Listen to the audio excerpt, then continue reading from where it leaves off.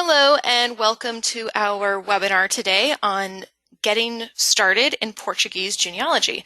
My name is Ginevra Morse. I'm the Director of Education and Online Programs at American Ancestors and New England Historic Genealogical Society. I will be moderating today's event. We are a nonprofit organization supported by our members and donors. We provide resources and expertise in nearly all aspects of family history and are pleased to offer such programming for our members and friends around the world. I also want to note that we are, of course, broadcasting from home during this time, and we do have various limitations and distractions. We do apologize in advance if there are any interruptions from our end, any lawnmowers or dogs barking or anything like that. We do thank you in advance for your patience and for bearing with us. If we do lose the connection for any reason, you will still have access to a full recording, which is available for free on our website and YouTube channel. So our presenter today is Rhonda McClure, Senior Genealogist at American Ancestors. Rhonda is a nationally recognized professional genealogist and lecturer specializing in New England and celebrity research, as well as computerized genealogy. She is the compiler of more than 120 celebrity family trees, has been a contributing editor for several history and heritage magazines, has written numerous articles, and is the author of 10 books, including the award-winning The Complete Idiot's Guide to Online Genealogy and Finding Your Famous and Infamous Ancestors. Her areas of expertise include immigration and naturalization, late 19th and early 20th century urban research, New England, Midwest, Southern German, Italian, Scottish, Irish, French Canadian, Portuguese, and New Brunswick research.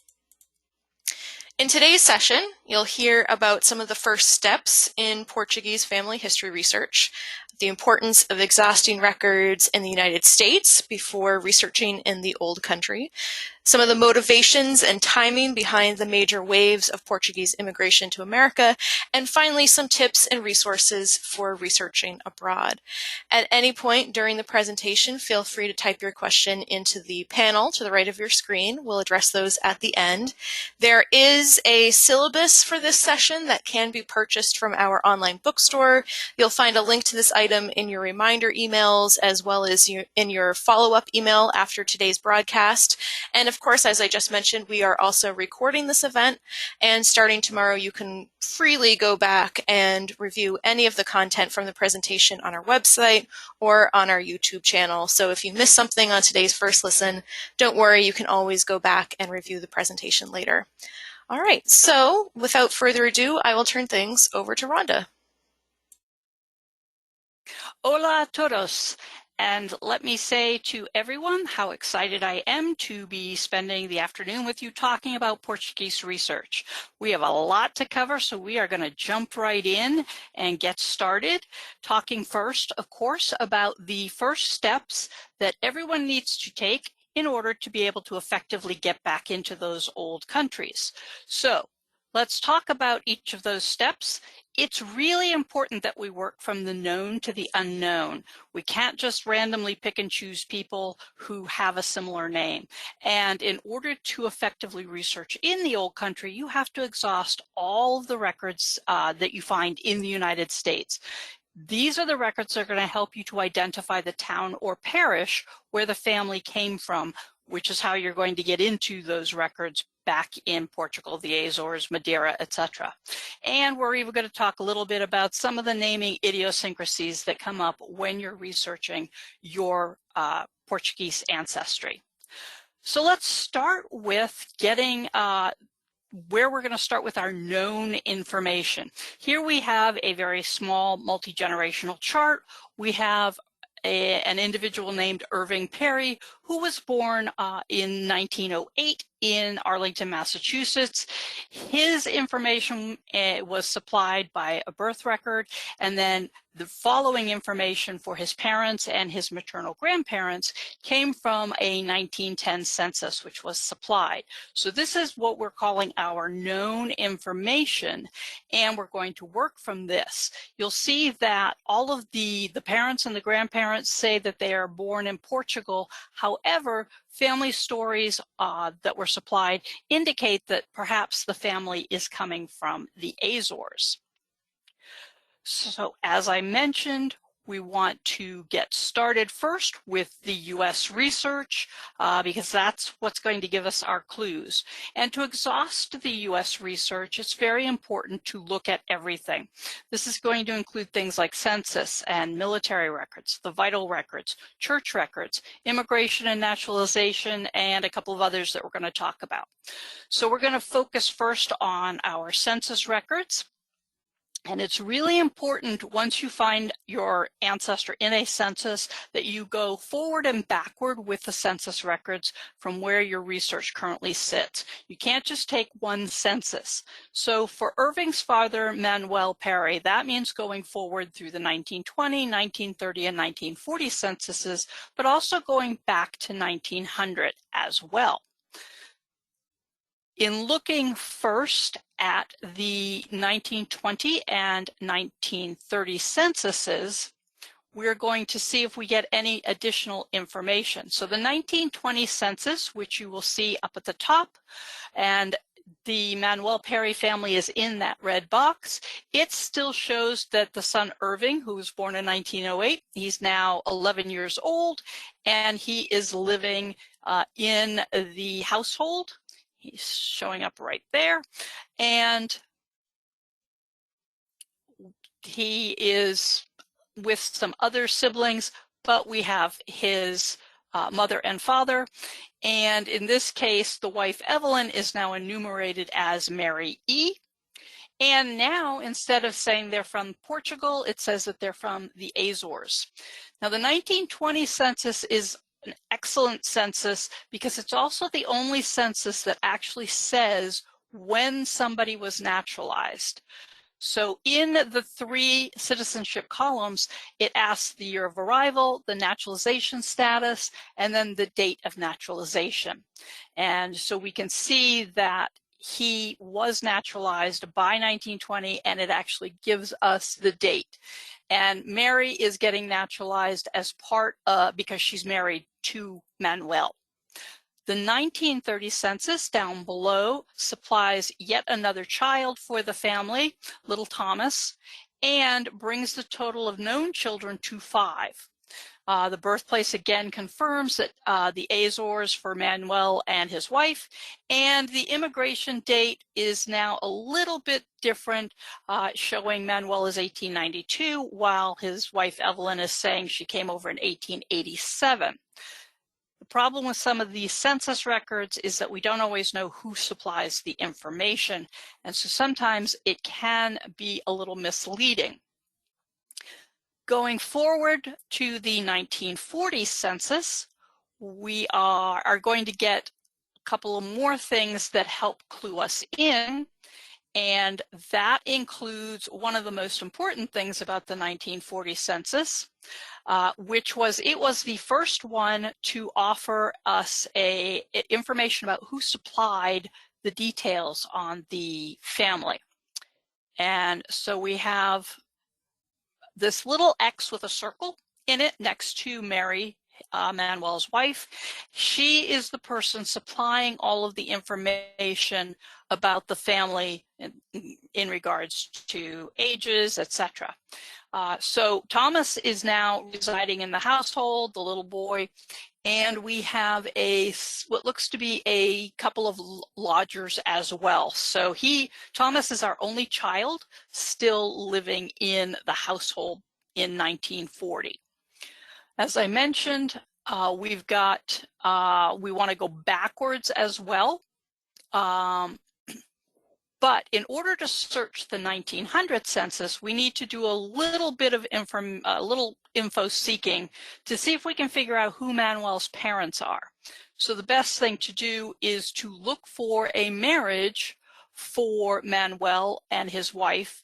And here we find that there is a 1905 marriage that took place on the 23rd of April in Boston. It shows the names of the spouses and their ages, etc. And then over towards the back, you will see further down, I'm going to actually highlight it down below in the lower box that we have the parents' names. So now we have some names to add to our information, and it gives us something to work with in looking for the 1900 census for Manuel, who is pretty much the person we're going to concentrate on throughout today's lecture. So going back into the 1900 census, we can now look for a Manuel Perry and have some idea of the possible accuracy of finding the right couple by pulling, by knowing his parents' given names. And so here we show this family actually got split between the two pages. His parents and oldest brother are in the upper box, and we're the last 3 lines of the page. And then we also have the rest of the children, beginning with Manuel, who started at the top of the page of the following page. In this instance, we get, because it's the 1900 census, we are getting some valuable information as far as month and year of birth for everybody in the household. We have the address, which you can just see to the left of our 90. I'm going to put the arrow right below 90.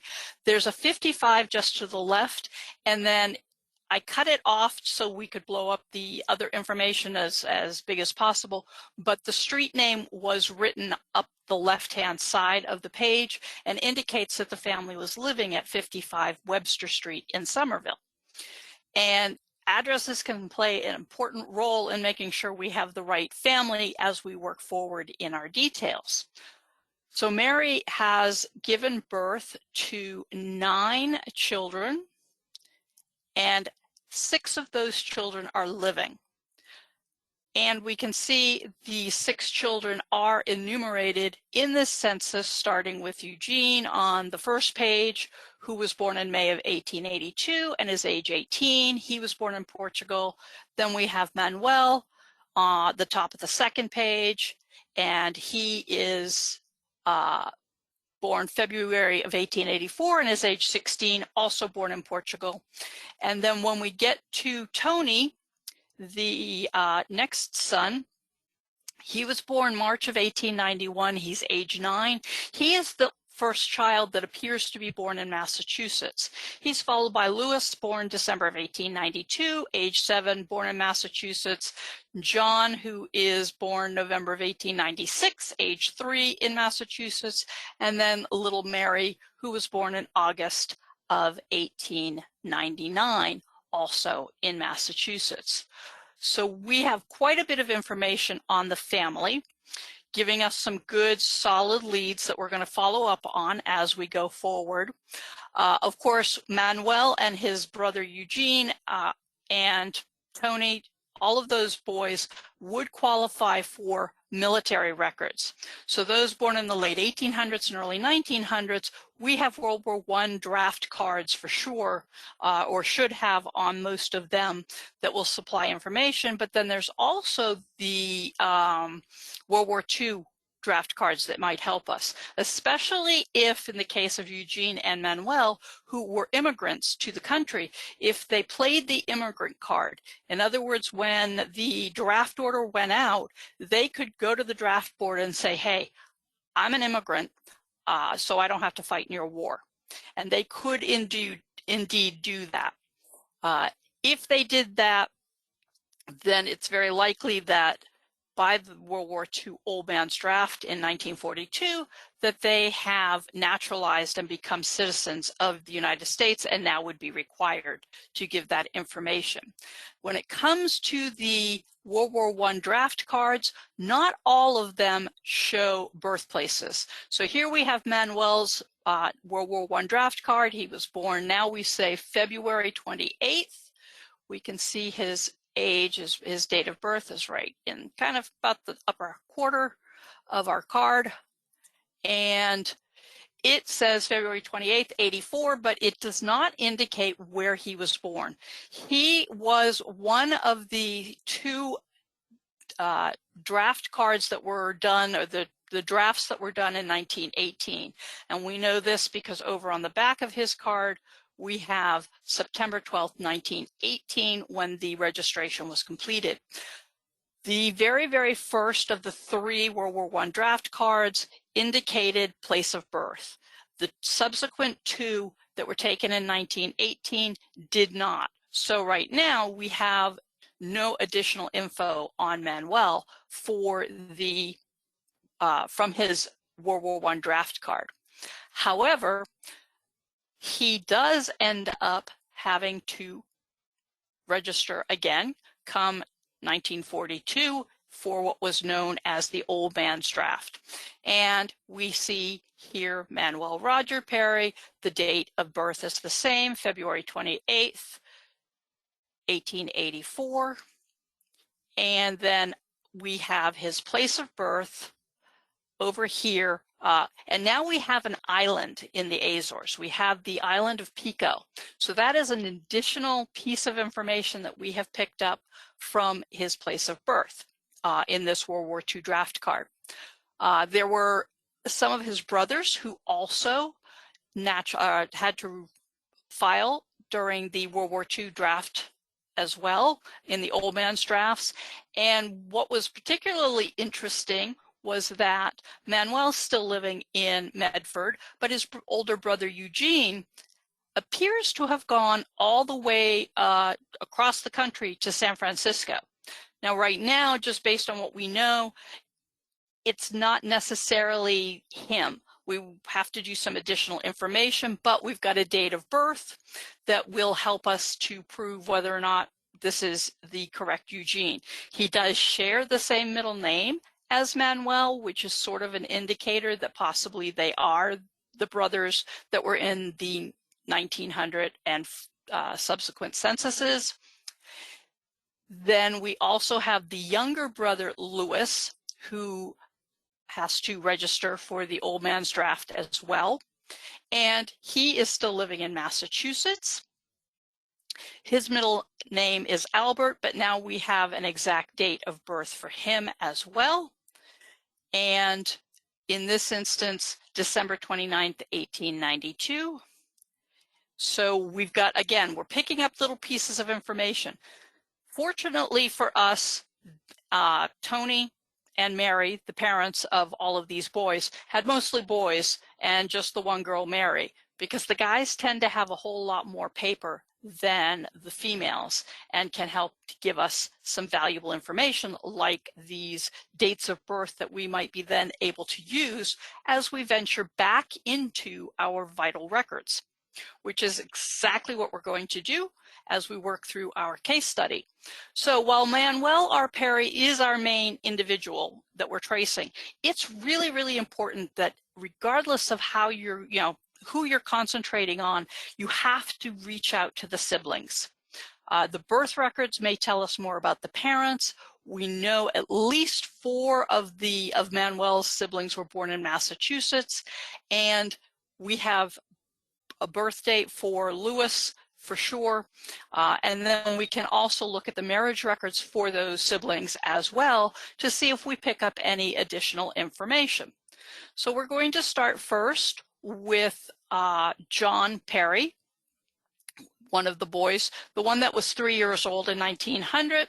He was born the 29th of November in 1896, and the record was recorded in the 2nd of February, 1897.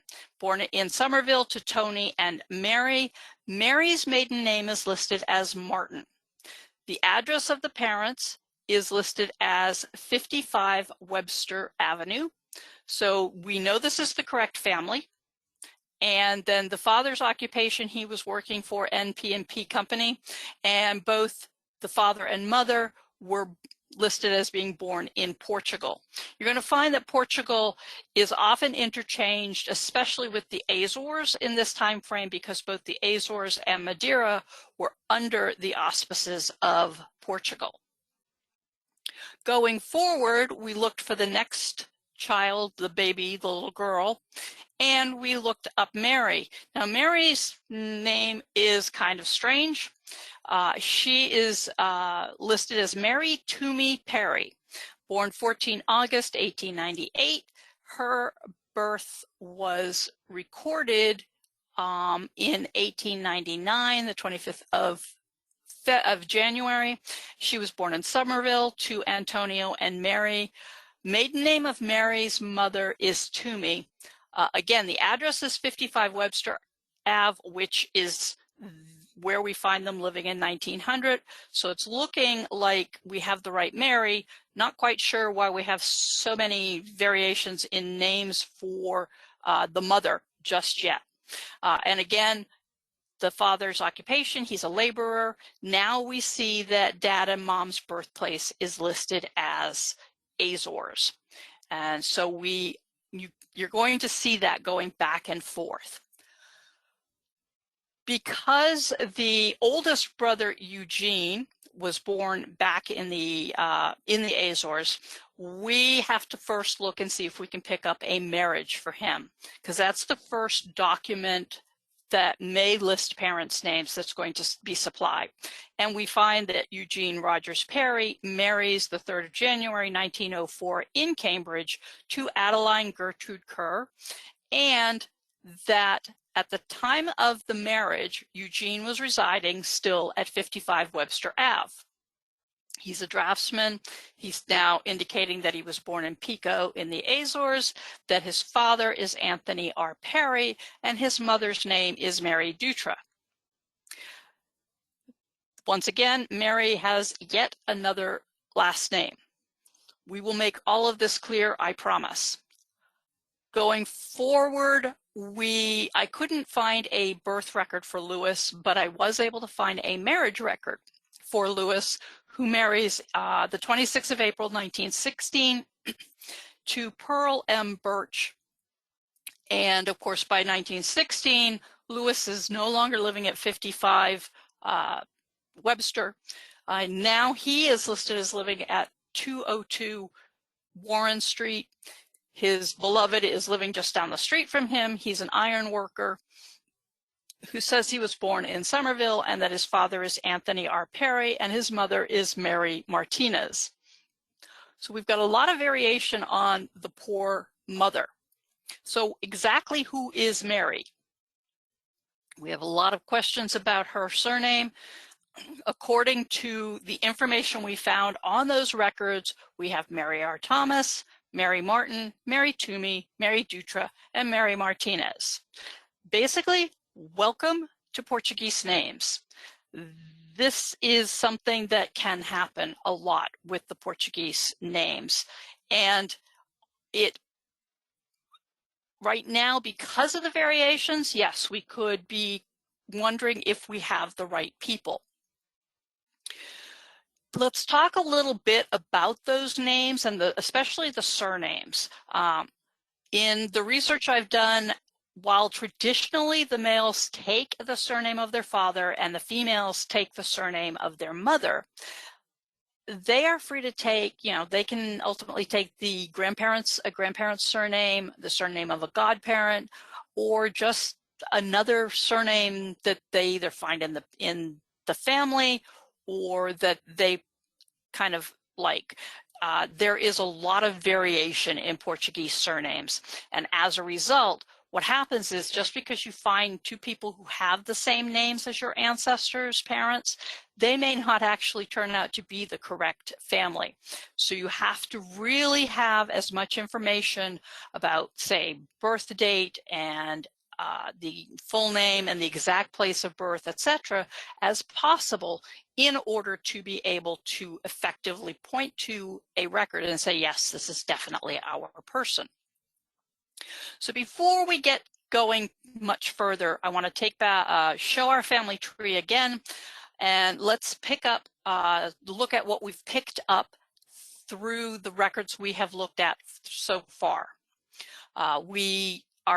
You're going to see in the family tree that the new information I have added, I have put it in red, and it is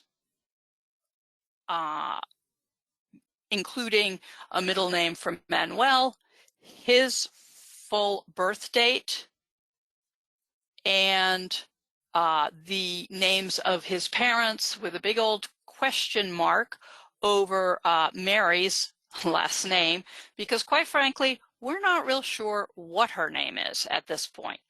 We have a lot more research that we have to do.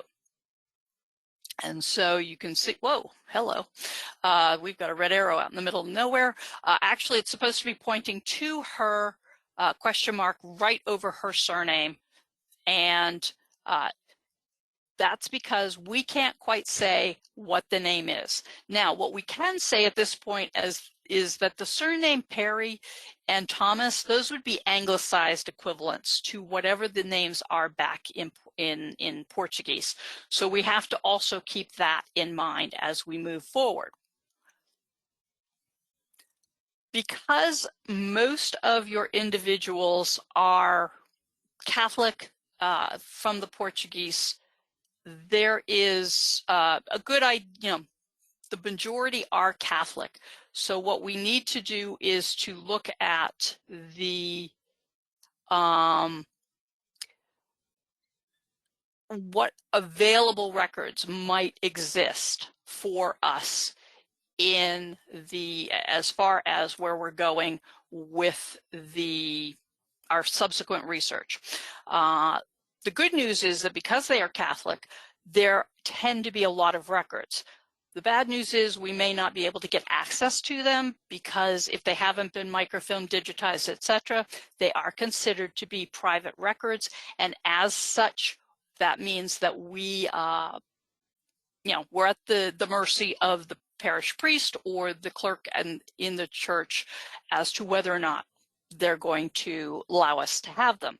What is good about them, though, is that they do tend to identify a lot of information in them, which might help us going forward. And additionally, using the name of the person who married a couple may help us to pick the specific church in which the family was attending. So that also is important. So we're going to return to our 1905 marriage of Manuel and his wife, Evelyn, and look more specifically, not at their information, but at the name of who married them. And what we see is that we have at the very end, A.J. Pimentel, clergyman, and then we have an address of 1 North Bennett Street in Boston. Now, the marriage doesn't always take place in the church. It could take place in a home, etc. But what's most important is the name of the clergyman. So I went out to Google because Google is my friend. Google can help you with all sorts of things, including identifying the parishes or the records, the church for which a particular clergyman might be associated with. So I just did a quick search. You can see it up at the top of our screen, and we have A.J. Pimentel, priest, Boston, 1905. And obviously there are variations on this because I didn't put any quotation marks for the name of the priest or anything like that. But you'll notice that at the very top, the first hit, We're All Alike, Boston College Newspapers. Of course, Boston College is a Catholic college, and they have excellent collections. One of those includes some publications that might give us some information. And we see that A.J. Pimentel is showing up. So clicking on that We're All Alike, we are taken to, excuse me, the Sacred Heart Review, which was a publication like a newspaper. And in the 1913 Sacred Heart Review, we find that A.J. Pimentel is now the pastor of St. Anthony's. That's that little underlined sentence in red that you see there. So this gives me at least something to work with. Now, St. Anthony's was not created until, it wasn't founded until 1902. So I know that for the baptisms of Anthony and Mary's children in the late 1890s, they're not going to show up in St. Anthony's. So I did have to do a little bit of research, but then I went to American Ancestors, and instead of doing a global, advanced search, I went to our browse all databases A to Z, and then I typed in the word Catholic in the search by database name. What that does is that limits the number of databases. We currently have something like 471. That limits them to just the ones that have the word Catholic. And I actually went to the image only one because I had some exact dates that I could work with, rather than going to the other and maybe guessing, because it's possible that the Perry name is not spelled Perry in these instances. So the first thing I did was did go to St. Anthony's and look up the marriage in 1905 for Manuel and his wife, Evelyn. And we see that, number one, all of the information is now written in Latin, but what we do pick up is that in regard to Manuel's name, his last name is no longer Perry. Instead, it's Pereira.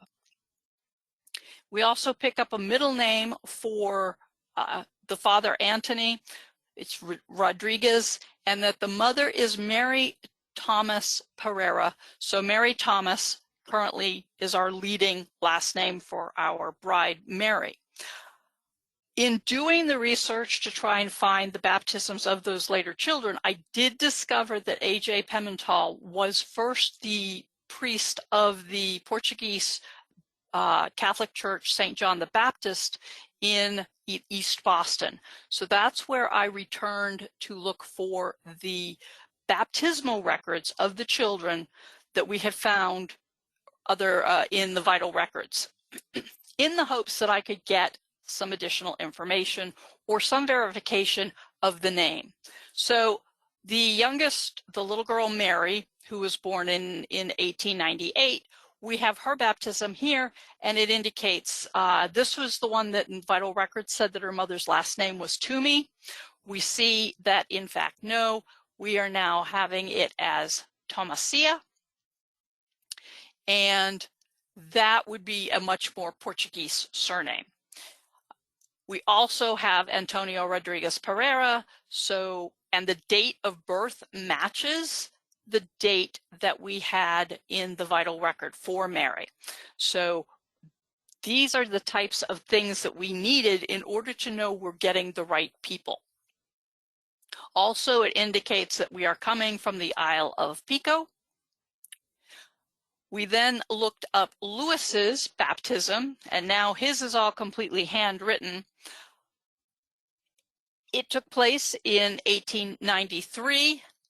The mother is listed as Tomasia. Her surname appears right here in the third from the bottom. But what is especially interesting about Lewis's birth record, and partly because it's handwritten, I think, is that it's giving us valuable information. It's telling us that Antonio comes from the parish of Candelaria, and that the wife Maria Tomasia comes from the parish of Creation Vella. This is Velia, actually. So we now have parish names that are essential to working forward. Because we want to exhaust all of our U.S. records first, we want to go through the naturalization records. Depending on when they naturalize, there could be a lot of information and could supply us with a ship, a port of arrival, etc. So you do want to get that information. And in Manuel's case, we were able to find first his declaration of intent that indicates that he was born on the island of Pico on the 28th of February, 1884, and that he left from the port of Fayal, arriving at New York City on or about the 25th of June, 1888. So this is the first step in naturalization. He follows that up with his petition for naturalization, which is going to take some of the information from the Declaration of Intent and supplies us with much of the same information, that he is born the 28th of February, 1884, comes from Pico, and that he arrived in New York. So the arrival information is all pretty much coming from his declaration. What we do know, and why we know this is our guy for sure, is that we have the two children that were born and were living in 1910 in the 1910 census with Manuel, which is Irving, our starting guy, and his sister Evelyn. So we know that we do have the correct family. Now, immigration for those of Portuguese descent, there's a little bit of a background we want to talk about in regards to immigration. Basically, the immigration spans a number of years, and the biggest draw for the Portuguese was the whaling industry. It was one of the first industries to attract the Portuguese to the American colonies in the 1700s, and it would continue to be a pull factor until about 1870, when it sort of goes away. We're going to talk about some of the factors that brought the Portuguese to America. The first wave factors, which are up to and including up to about 1911. First off was the Azorians wanted to avoid 8 years of military duty. In 1822, Portugal lost its major colony of Brazil. And so it wasn't as, a lot of people would just go from Portugal and the Azores to Brazil. Now they had opportunities to go elsewhere, that, there was no easy place to go. 1870 saw some serious poverty and some rising taxes. And then in 1904, there was a drought in Cape Verde. 1910 signals the fall of the monarchy and revolution. And so if we look at a immigration chart, we can see for those early years that are going to start right about, if we look right about here, 1870, all the way to 1911, the end of 1910, we can definitely see a marked increase in the Portuguese coming to the US. There was a second major wave of Portuguese immigration, and there were some push factors. Again, the biggest one was the Capelinhos volcano that erupted between 1957 and 1958 on the island of Faial. That just decimated a lot of land. There's also a belief that their own government was neglecting them. And then, as with many people who were immigrating, economic motivations. The US as well had some pull factors. There was the Walter McCarran Act of 1952 that altered the quota system that had been in effect and made it a little easier to start coming back into the US. There was the Azorian Refugee Act of 1958, which actually was passed in response to the devastation and the result of displaced persons from the volcano. The Immigration and Naturalization Act of 1965 kind of eliminated the quota system and changed how things were how you were assigned your slot to come over to the US. And then, of course, there was a definite desire to be reunited with family who were already here. The Azorian Refugee Act, which is probably one of the biggest ones, was co-sponsored by Senator John F. Kennedy and Senator John Pastore of Massachusetts and Rhode Island, respectively, to help those from the Capelinhos eruption. It granted 1,500 special immigration visas to heads of families. So that wasn't just a person, that was a head of a family that allowed he and his family from Faial to come to the US. It was then amended in 1960 to increase the visas to 2,000. to be used by June of 1942. And as a result of this, it allowed 4,811 additional Portuguese to immigrate. And going back to our chart, we can see the effects of this massive undertaking starting in 58. You see that we have some of the highest immigration in the red box in that time frame, and then of course the 1965 immigration changes to the law also help to continue to allow people to come. Little tip: between 1961 and 1990, 44.5% of all Portuguese who were immigrating immigrated to the United States. In addition to the records that we've talked about, there are a couple of excellent newspaper databases that I do want to call your attention to. The Portuguese American Digital Newspaper Collection through the University of Massachusetts, Dartmouth, and the newspapers that were published in Portuguese in Hawaii that is available through the Hawaiian Historical Society via the University of Hawaii. The URLs and information about these are on the syllabus if you have elected to purchase it, or if you rewatch this, you can write down these very lengthy URLs. They are not easy to look at. Just a reminder, the information, these papers, they're published in Portuguese. So you will need to have a dictionary handy, etc., while you're using them. And they supply you with all sorts of different resources. Now, the University of Massachusetts Dartmouth's collection, they allow you to do some searching. And they have a very interesting search window that you can see in the in our next slide as it comes up, where you are putting in your search resources up at the very top here. And then we are then we'll get a list of newspapers, and we can click on a newspaper and it will appear before us. So you'll want to spend some quality time. These are totally free sites. And there's no subscriptions needed.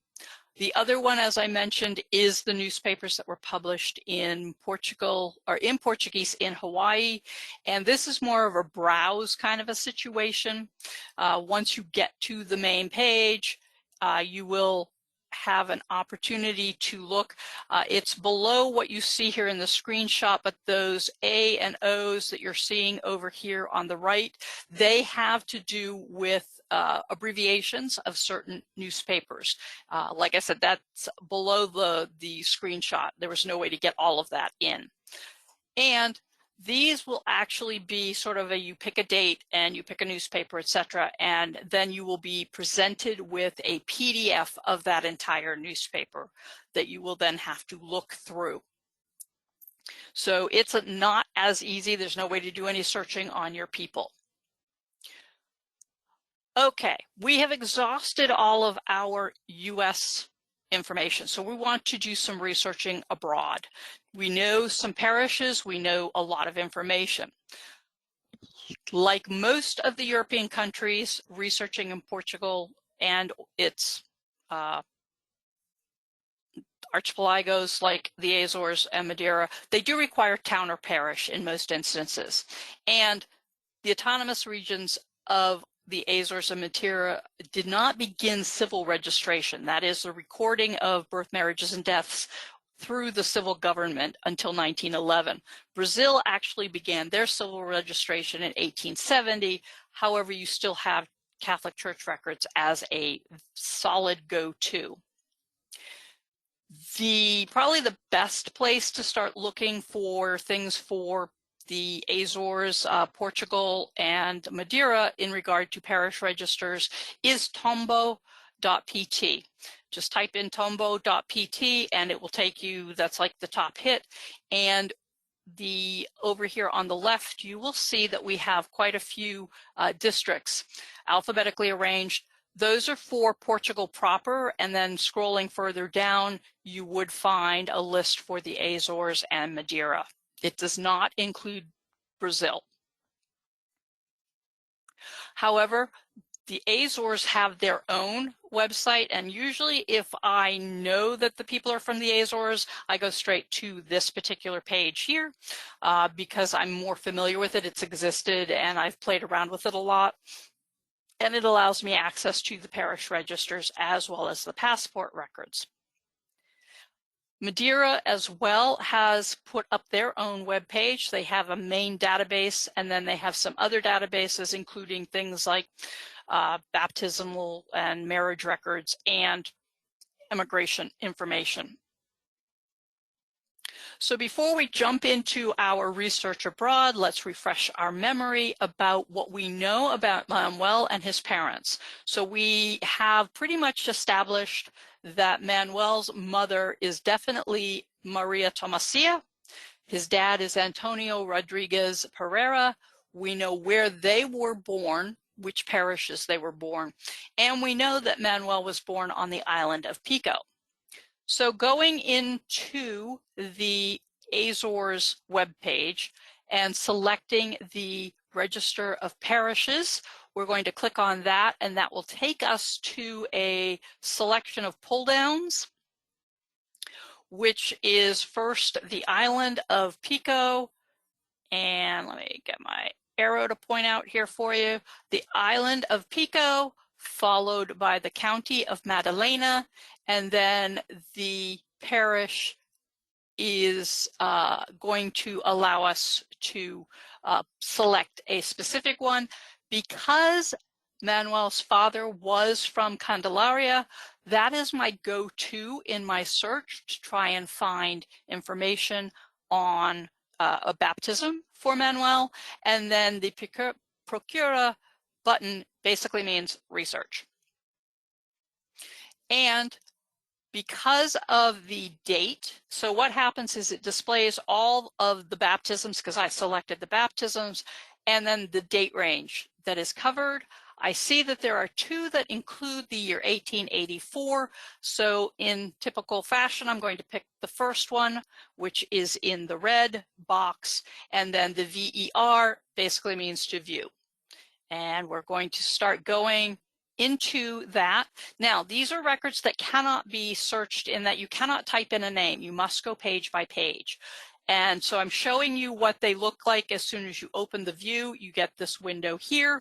The good news is this particular collection does give me a year by year set, so I can go to 1884 and then page 1, get a sense of what's going on, and I can move through the pages using that double arrow that you see the red arrow pointing to. And what I'm basically doing is I'm looking for the baptism of Manuel. Now, the good news is you don't have to read all the handwriting. Usually you will find that the given name of the child is out in the margin, which is where what you see here underlined in these 4 little quadrants. And of particular note in this example, there was a boy named Manuel, so we looked at him a little more detail, and the first line is always the date of the event. So in this case, it was the 29th day of the month of February, 1884. Then, if you don't read Portuguese, what you're looking for next is the name of the child, which we can see here is Manuel, and that he is listed as being having been born in this parish. So this following line right here basically means in this parish. So in the parish of Candelaria, and further going that he is the legitimate son of Antonio Rodriguez Pereira of the parish of Candelaria and Maria Tomasia of the parish of Velha.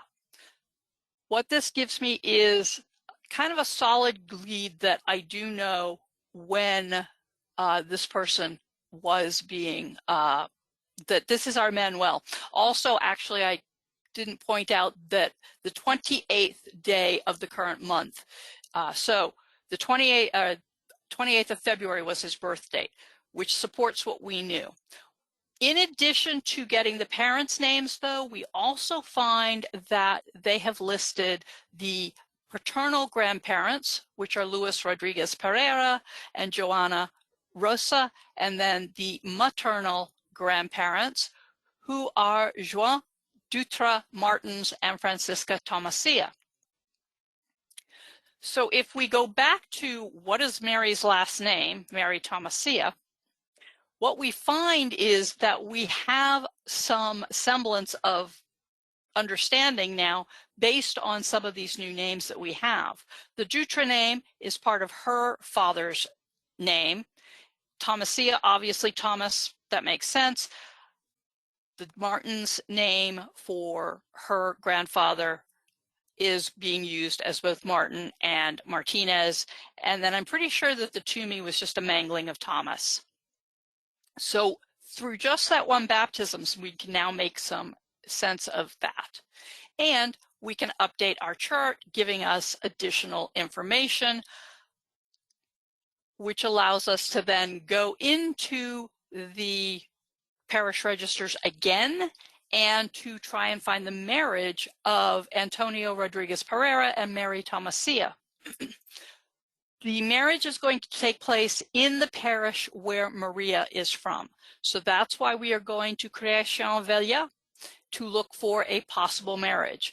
The only way you can do this is you've sort of got to start with the birth of Manuel and work your way back, or Eugene, because we did know his birth date, and then just start to work your way back. Going page by page, I was able to finally find again, an appropriate bride and groom who were of the names that we were most interested in.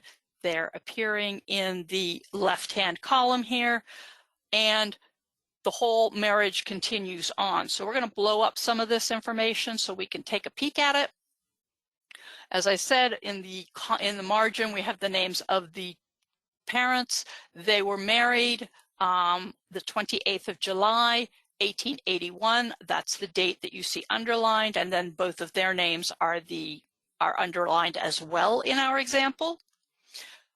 Going forward, we look to the second page to find additional information, and we get additional clues to the birth of Anthony, who says that he is of the parish.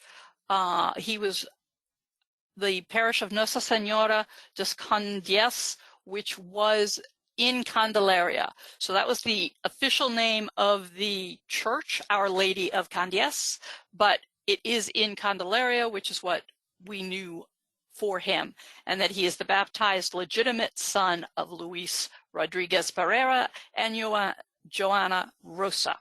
So all of that fits with what we know for him, and then we get a similar information for his wife,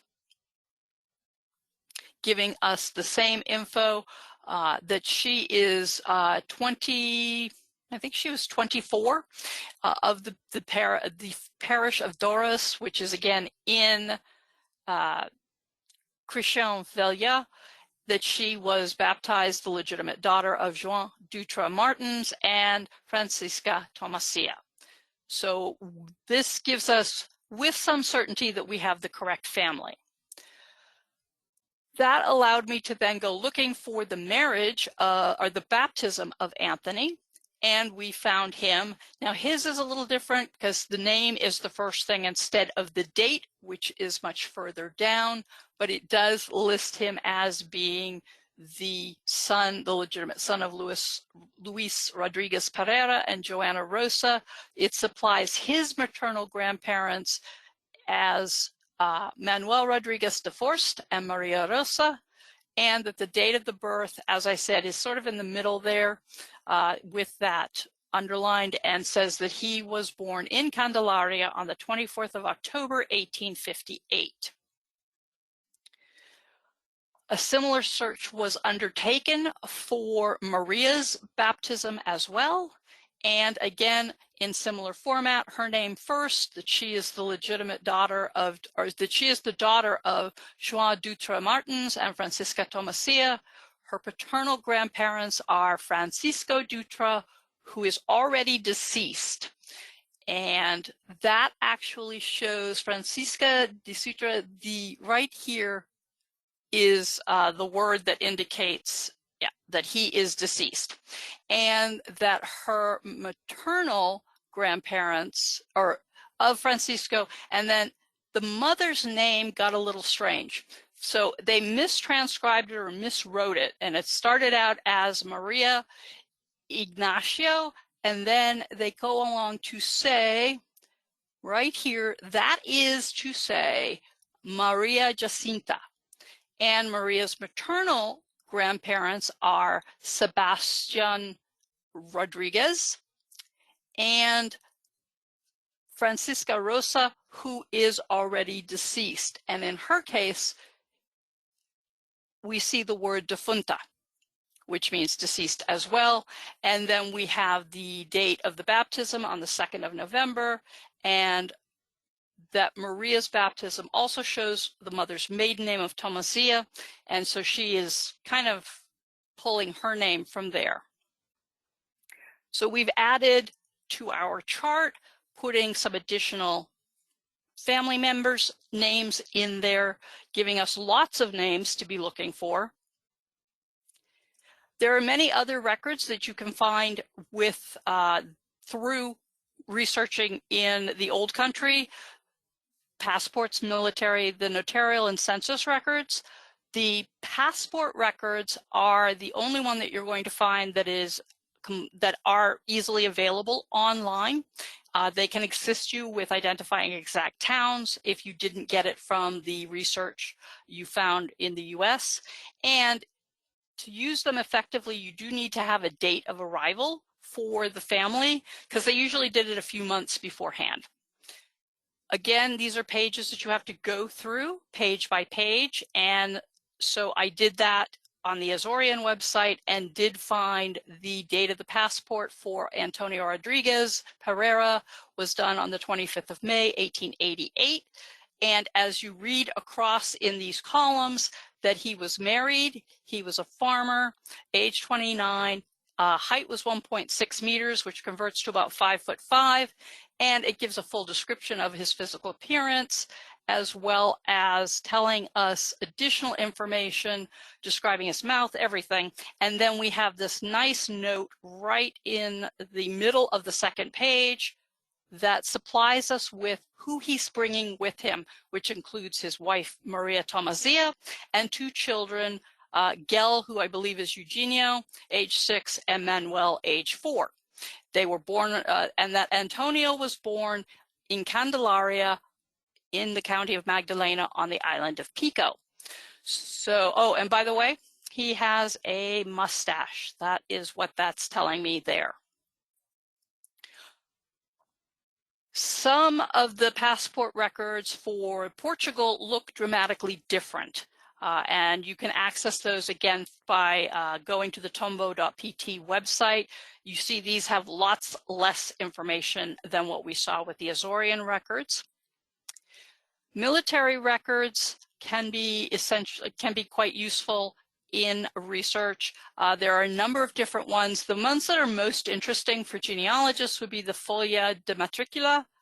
These give us a lot of information. Unfortunately, very few of these records are available online. You have to go to the archives to view them in person.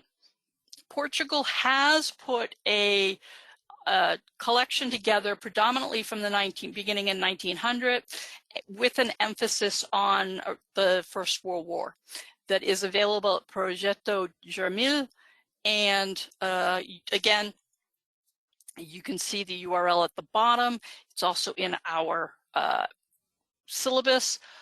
Basically, to give you an idea of what this particular matricular, the folia and matricula page looks like, it is going to give you information up at the top, supplying you with details about your person.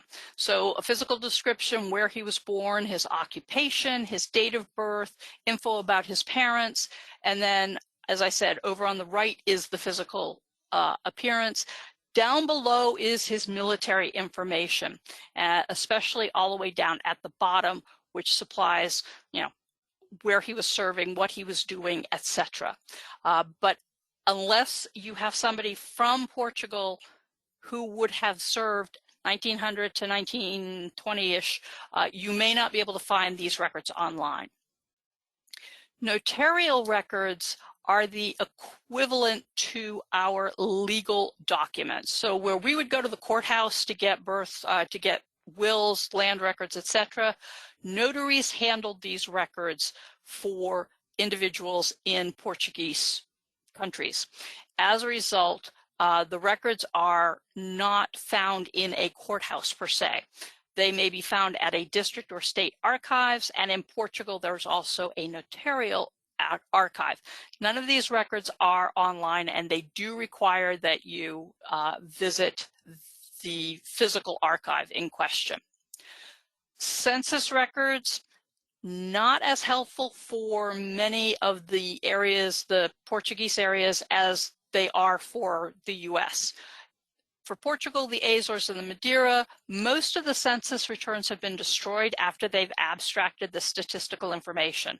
So there's not a whole lot that we can get out of there. Fortunately, Brazil has some lists that have survived that cover 1765 to somewhere in the mid-1800s that may include names of the household, relationships, ages at least.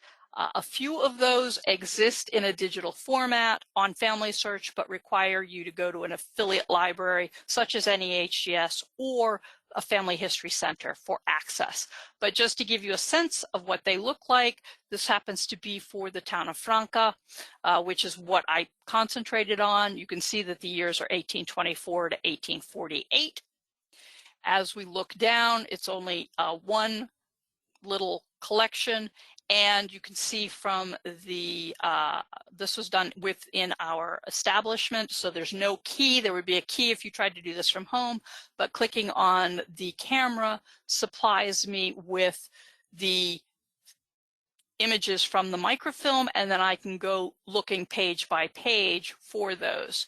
And in this particular town, they list the name, place of birth, age, marital status, occupation of the head of household, and then the name, place of birth, and age of everybody else. There are some research aids that can assist you, especially if Portuguese not your language, that will help in finding research. There's a Portugal, an Azores, and a Brazil wiki page on Family Search that can lead you to other resources and give you some information about when records exist.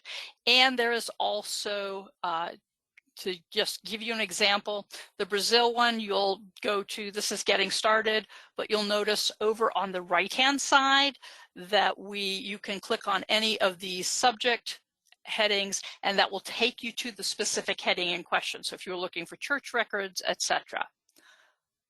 Fortunately, since many of us don't speak fluent Portuguese, there are a couple of language guides that can be essential to your research. There's the Portuguese genealogical word list and the letter writing guide, and I'm going to show each of those to you. The first being the letter writing guide, which would be useful if you did have to reach out to an archive. It has some copy and paste. The word list. This is good for reading like the baptismal records, etc., because it is developed with only the words you're likely to find in a specific record, thus allowing you to not have to like plow through a Portuguese-English dictionary, but to have very specific genealogically relevant words. The letter writing guide is useful if you have to reach out to the archives or to a town hall for some records. And there are some copy and paste sentences that you can put into your email or into the letter that you're physically going to mail, requesting a variety of different records, asking how much things cost, etc. So that's another useful resource. And coming up in late next year, New England Historic Genealogical Society will be publishing the Genealogist Handbook for Portuguese Research, which will have a lot of what we talked about today and much more and in much greater detail than we can fit into an hour. So you might want to keep on the radar for that. And it also has a lot of useful archives and websites included in it as well. So just to sum everything up, it's essential that we exhaust all the U.S. records. You need to know the town or parish to effectively research your Portuguese ancestor. Many of the parish and passport records that are available online, you will find through Tombo, which should be B-O, not B-A, sorry about that. Autocorrect got me.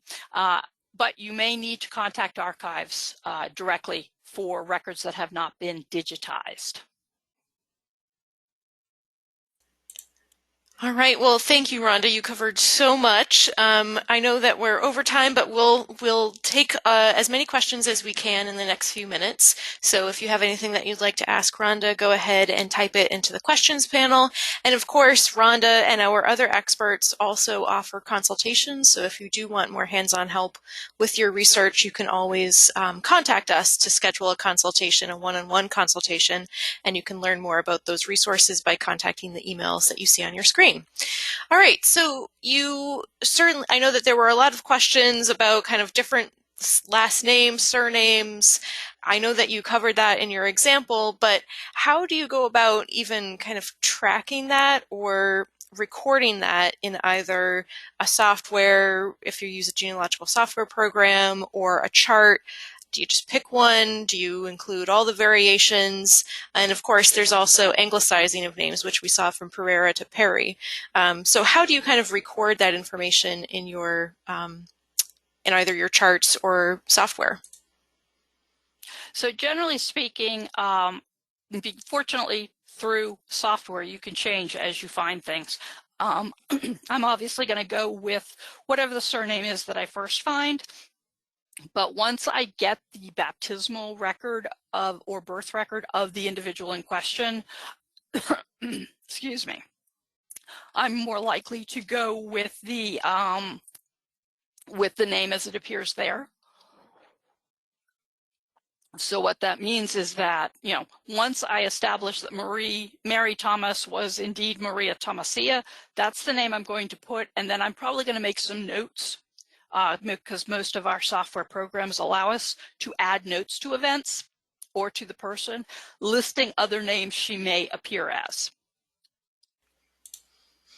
All right, and let's see. Now, Patricia asks about reading the records from the Azores, and you certainly showed a few examples where, the handwriting is kind of tricky, and of course it is in Portuguese. Do you have any tips for better understanding the words? I mean, do you kind of always have that word list up? Do you have dictionaries that you recommend, or any kind of like handwriting guides that you can kind of turn to? So generally speaking, I do have the word list up and there. Occasionally I will rely on Google Translate, more because it will suggest a spelling of a word if I'm having trouble differentiating the letters. What you can do though is to look for things that you know should be there. So in other words, that first line is often the date of the event. So you should know that, if you're talking about 1884, there are certain words you should be able to find in that, so you can get a familiarity with how the person makes some of their letters. You can look for the names, and since you should know like the given name of the baptized person as well as at least the parents' names, again, that will help you to familiarize yourself with some of the handwriting. Then the good news about having them digitized is you can blow them up and make them really, really big, making it a little easier sometimes to read them.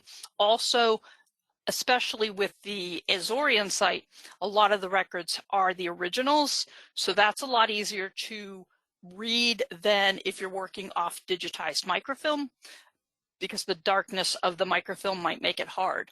And then I do actually have an Oxford Portuguese dictionary that I can grab if something is unexpected. So those are kind of usually where I'm working. This is not something that you can do in like, 2 minutes.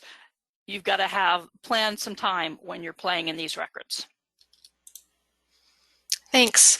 Now, I know that we focused a lot on kind of course, U.S. records, but Cecilia is asking about how can I trace a Portuguese Jewish ancestor who fled the Inquisition in the 1700s and went to Brazil and then to Barbados. Do you suggest going to like the wikis? Are there other tips or tricks that you can suggest for, again, that earlier time period, and in some of these locations, generally speaking? So if they're avoiding something like the Inquisition, that makes things tough. You're going to maybe find some of the information you need in the Catholic records, even though they weren't Catholic, because I think it was required. But you're going to need to really understand Jewish research in order to effectively research this forward. You might want to email me with what you have, and I might be able to give you some better suggestions. And my email is on the syllabus if you purchased it, or you could email Ginevra and she can forward it to me, and then I can get really maybe some better suggestions for you once I've had a chance to see what you have and what you know. Great, thank you. Sally mentions in the 1920 census it shows the letters OC next to the Azores. What does that stand for? And she also asks, was Fayal kind of a major port for departure from the Azores to the U.S.? So kind of two questions. What does that OC stand for, if you know, and was Fayal a major port? So depending on where you're seeing the OC, it could have been a notation that the U.S., like those who are abstracting information from the U.S. Census, made afterwards. Because we have the microfilms, it's hard to differentiate who did what. Everything looks black. And so it could have been something that was written later as they were going through it. I don't recall noticing that with Manuel, but it could have been, that he was technically supposed to have been listed as, Azores speaking Portuguese or something, because both the place and the language should have been there. As for Fayal, yes, it was one of the major districts. So under Portugal, it wasn't each little island as its own entity, keeping its records. They actually divided up the islands into 3 what we would call districts, because Portugal works in districts and then goes down from there. And so Fayal was one of the major districts that included the island of Pico. So it is usually one of the places where you would see people coming out of. And Anne asks a great question. Some of the first steps that you discussed, if, say, your ancestor came to Canada instead of the U.S., I mean, would you follow, or maybe they went to Guyana or somewhere else? I mean, are some of the same, are there some of the same tips or steps that you would suggest kind of no matter where they came to? What do you suggest there? So I mean, basically, in Canada, I can say with some authority, yes. There's going to be, civil registration records. There's going to be naturalization because, of course, if you're Portuguese, you weren't born in Canada. You also aren't swearing your allegiance to, the Queen of England. So there are some of that. Other areas, it's going to be dependent. You're going to have to really research. You mentioned Guyana. That would be very different because, of course, their record keeping is dramatically different from, say, English and or some of the European countries. So that might vary in what you have. So you first have to, wherever they end up, you do have to exhaust all of your records in that area, hoping that they do keep things like vital records. If you've got census, there should be church records, whether they're as easily accessible online as we have for, say, some of the US areas, etc. That might be where you have to constantly write or reach out to parish priests, etc. All right, maybe just two more questions before saying goodbye for the day. A few questions about Cape Verde, and are there, are some of the same strategies and resources that you talked about today? We talked a lot about the Azores, but, are there similar resources for Cape Verde? Do you consider that kind of a separate category, or, unique strategies for that?